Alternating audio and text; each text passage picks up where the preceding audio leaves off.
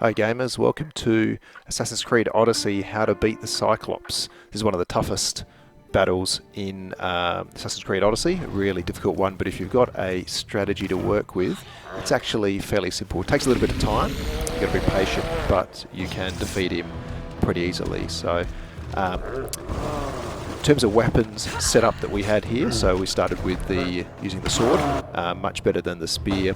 The spear, while it's long, you actually need to get in close anyway, and it's a bit slow.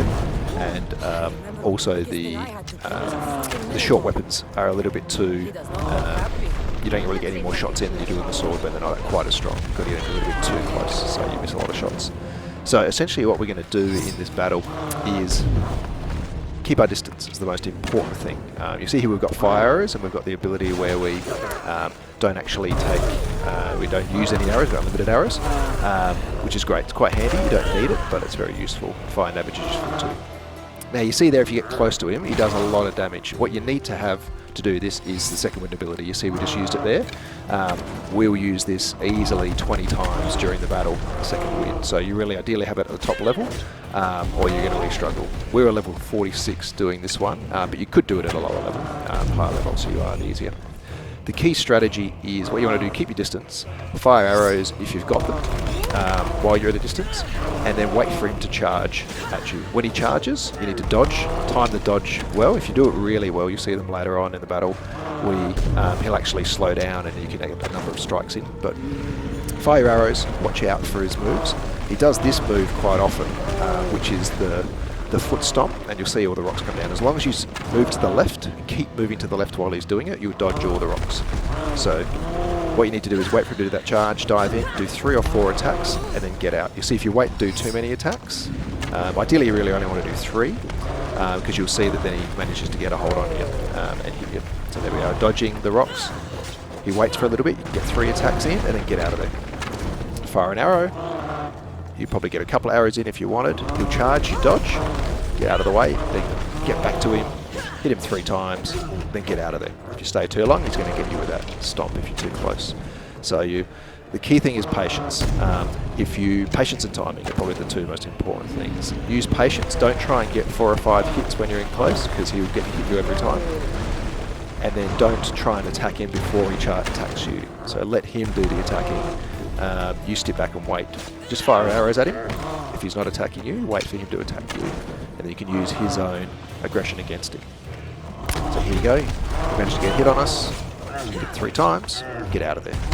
And this is where the second wind comes in handy. We would have been dead by now without the second wind. So I'm sure you could do this battle and not get hit using this technique. But it's pretty tough. Realistically, when you're doing it for this long, you are going to get hit. You see there, the dodging at the right time, then you get that freeze time like other battles, which is quite handy. You can then hit him, get a couple more hits in than you would otherwise get.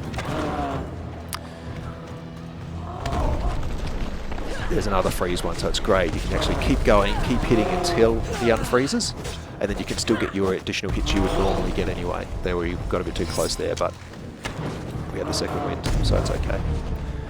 With second wind, when you're using it, you ideally don't want to go below 2/3 health. Once you're down to 2/3 health, there's a risk if he actually managed to get you on one of those grab attacks, then that'll be the end for you. So ideally, don't use your second wind just after 1 little hit if you've got a little bit of damage, because even if he gets a hold of you, you'll at the most lose half your energy. But if you get a bit low, make sure you are second winding to keep yourself charged up. And as long as you're keeping your distance, if you wait for your second wind to recharge, you can just keep your distance and keep dodging and not going close. He won't hurt you while you're keeping your distance, as long as you dodge those rockfall ones that he does. So now he's halfway, so now he gets a bit annoyed, decides it's time for hit a baseball, goes for his bat. Now you know he's mad. Now this looks a bit scary, but it's actually, you keep the same strategy, it's no different. So he will now do some swipe attacks with his axe that look really impressive and pretty dangerous, but the key thing is to keep your distance the same. You see that swipe attack? It takes about a quarter of your health away, just 1 hit. Here at level 46, if you're a lower level, you take a little bit more. I think you could do this at a lower level, obviously the higher level you are. You see there, dodging This is actually, in many ways, it's an easier stage because when he uses his club, you can actually see him winding up. So timing your dodge to get a perfect time is actually a little bit easier. You see now when he's doing his cave collapse, rockfall one, you just got to keep running to the left or right, running to the side. You know, you've got nothing to worry about there. And when he's using his club, you do get some notice. So you see now, lucky we had second wind, we would have actually been dead now after that because we were down to about a third health, and now we're back down to 2/3. So without that second wind, we wouldn't have got through.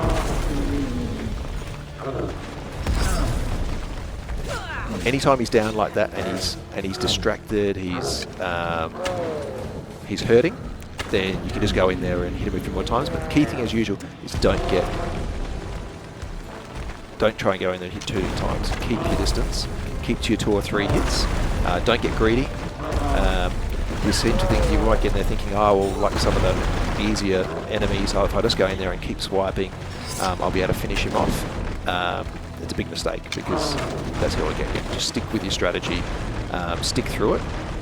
It is a grind. I mean, you can see how long we've been going now. This is a real grind of a battle. But there's not really much option. If you want to get the Cyclops eye, which is the reward you get at the end of this, which is really cool, then you just got to grind it out.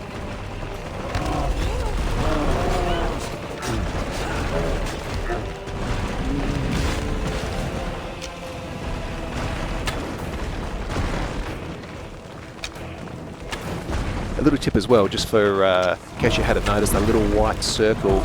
If you got to this level, I'm sure you've got this down packed. If you on the Xbox, it's clicking on the right-hand toggle stick. What it does is focuses your attention in on the enemy, and this is really important for these big enemies because you don't want to be, when you try to run side to side, you're dodging. The last thing you want is you lose sight of where he's at, and that's where he'll come and hit you because you need to keep your eyes on him the entire time. So make sure you've got that little white circle thing on him.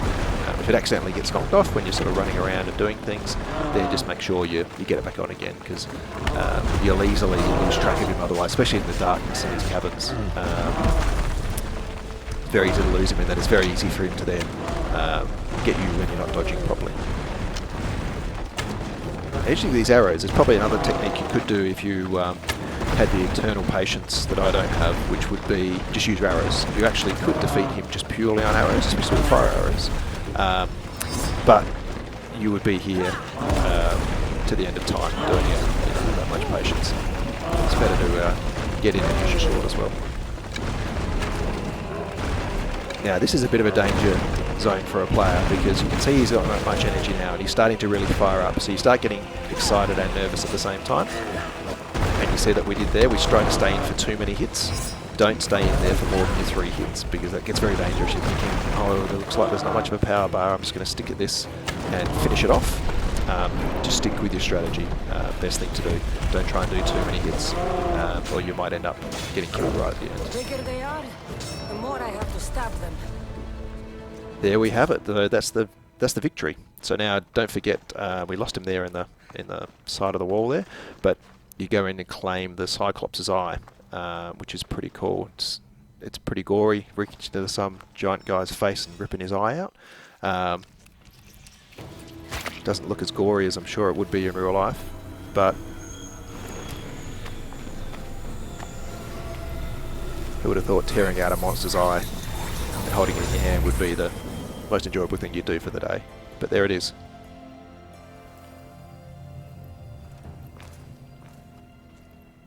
Thanks for watching.